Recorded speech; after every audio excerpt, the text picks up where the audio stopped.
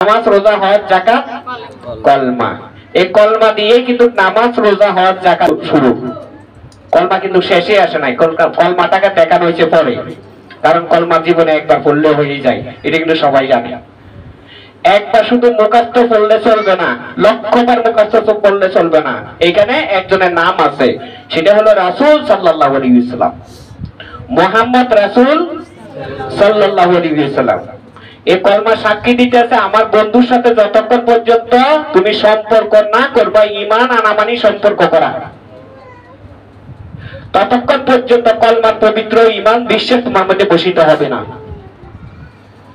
এই কলমা সারা পৃথিবীর সমস্ত উম্মে মুসলিমগণ পাঠ করিয়াছে বা করে।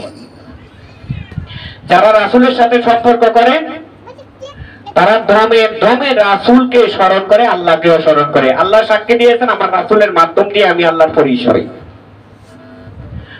লা ইলাহা ইল্লাল্লাহ সারা জনম চলে যাবে, কিন্তু মুহাম্মদ রাসূলুল্লাহ সাল্লাল্লাহু আলাইহি ওয়াসাল্লাম ছাড়া এই লা ইলাহা ইল্লাল্লাহ ফজিলত আল্লাহর দরবার পর্যন্ত পৌঁছবে না।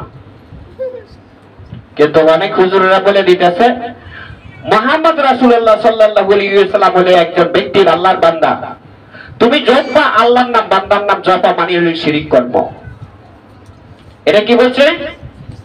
শিরিক। আমরা ধর্ম বুঝি না কিন্তু বিশ্বাস করছি কিনা? কারণ বড় মালানারাই তো বলছে, ছোট মালানারা না।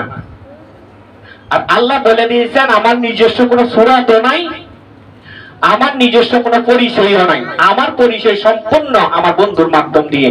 যেমন আমি জান্নাত ও জাহান্নামের মালিক, আমি জান্নাতের সেই জান্নাতের মালিক আমি আমার বন্ধুকে বানিয়ে দিয়েছি। এই জন্য বলেছি তার নামের মধ্যে পড়ে রহমতুল লিল আলামিন। কথা ঠিক কিনা?